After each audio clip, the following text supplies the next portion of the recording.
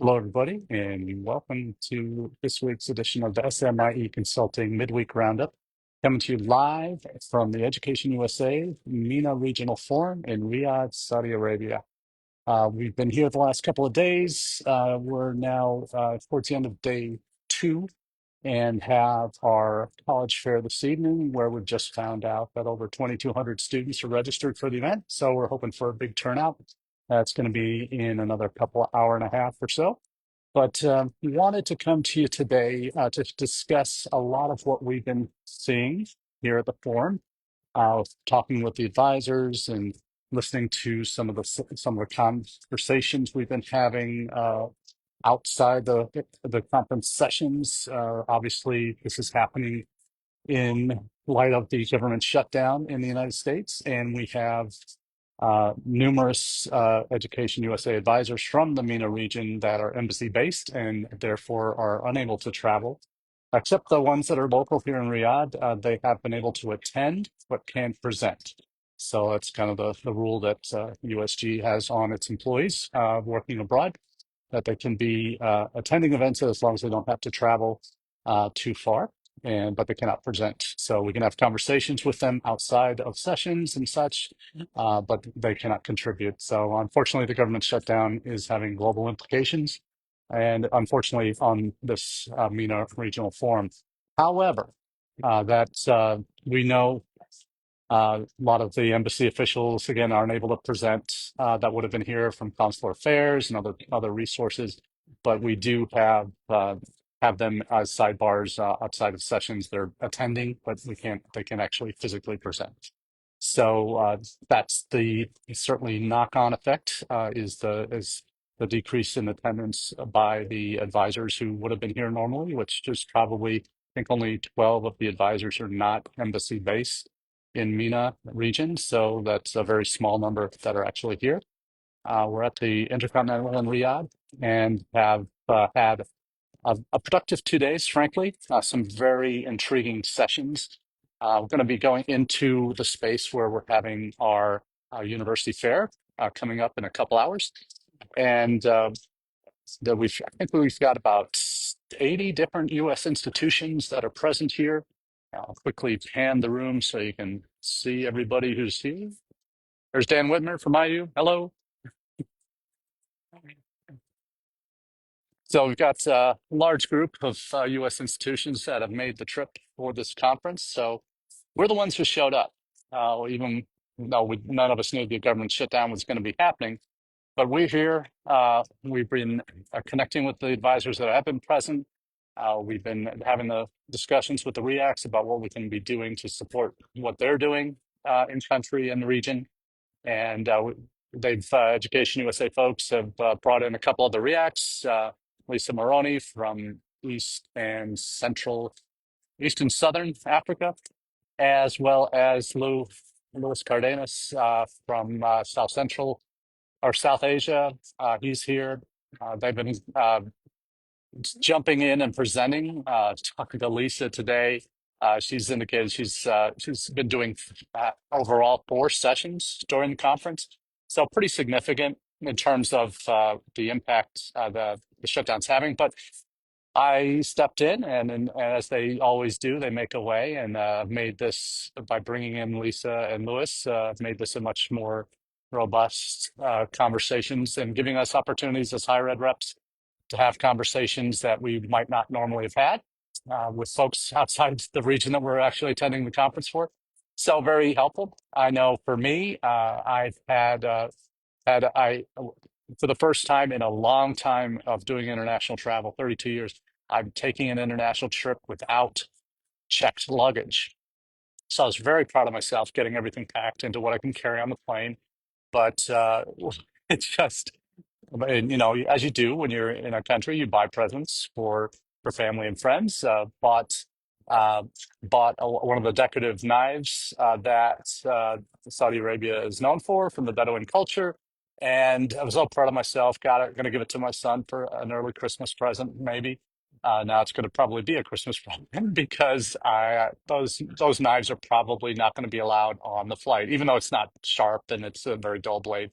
So I found found a good friend. Thank you, Lisa, for who's going to be attending the ERC conference later this fall into this early December, and she's going to bring that knife with her since she'll be attending representing Education USA.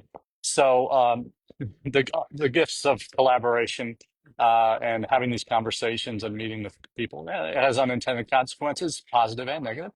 But this is the value of showing up. One of the things I've attended a very significant session this morning on transnational education. And we know by what we've seen in the United States, particularly in the last few months, the summer was particularly rough with the visa shutdown for a month or pause, whatever they want to call it, as well as the new social media vetting policies changing in certain countries like India, where they weren't doing extra appointments in the summer, even despite the pause for a month. They're they're changing their priority on visa appointments, that they're now in India going for B1 and B2 visas over student visas. So a lot of real kind of tough moments to swallow as international educators in the U.S. who've been in the business for more than a minute. We've seen very lows over the last 30 years. We've seen some significant highs and some intakes that we never would have imagined in our wildest dreams of students from particular countries. But now we're in one of those lows that we have to get creative. And this transnational education session wasn't billed that. It was about branch campuses, but same thing really. But the different versions of branch campuses that different institutions have had representatives from Embry-Riddle, from Temple University, from VCU, um, as well as Arizona State. So very different models. Temple having campuses in Rome and also Japan for a number of years. For Rome, their campus has been there since '62. It's been primarily a study abroad location, but Martin Miller, the AVP there for global engagement, announced today, and now I'll share that news. I told him I would here on the live, that Temple's Rome campus will now be degree offering starting this fall, or January. So yeah, but that's a big change for Temple, having that as an option in Europe. And Martin is certainly one that's been on the forefront of advocacy efforts for our field, and has been proactive in what they've been able to do for students that were expecting to come in this fall that ended up not being able to get a visa appointment. So they gave them the option of attending either the Rome campus as a kind of a first year, or attending their Japan camp. They now have two campuses in Japan, Tokyo and Kyoto. So Kyoto is going to be for first year students, and then transfer to the start in Kyoto, transfer to the main campus in Tokyo. So there's some really interesting conversations happening around TNE, what U.S. schools are doing, and how schools like Arizona State have had opportunities to leverage their network, the Cintas network of university partners overseas, where they basically license their ASU degrees to the institutions to offer those programs, offer their degree programs overseas.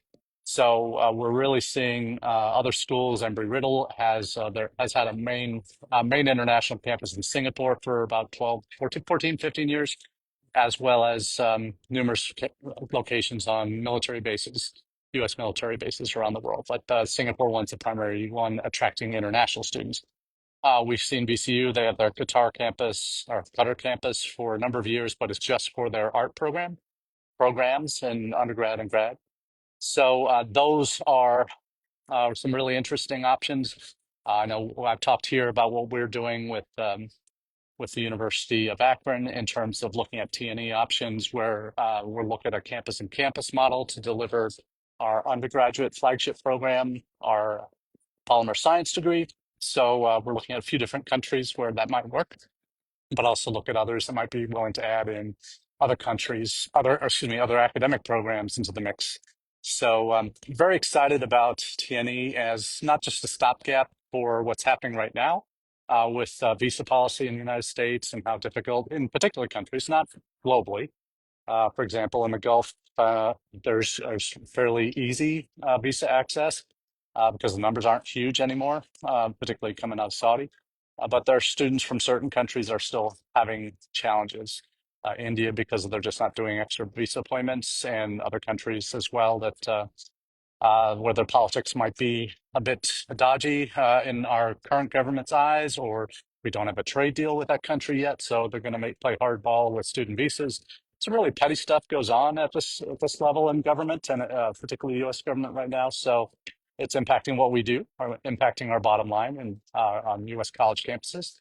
So it's interesting to see what will happen next, but we're staying positive, and we're going to be starting some speed dating with our college, with the EducationUSA advisors and some of the college counselors from the different high schools in just a minute. And I'm going to be sharing our Akron table with you. So there we go. Going to be getting ready to go live with those speed dating uh, networking sessions that we'll be having in just a few minutes. So I appreciate you all watching either live or on repeats. And for those who will be catching the podcast version, we'll be getting that out in the next couple of days. Thanks so much for tuning in, and we look forward to chatting with you next time from the home office. Cheers.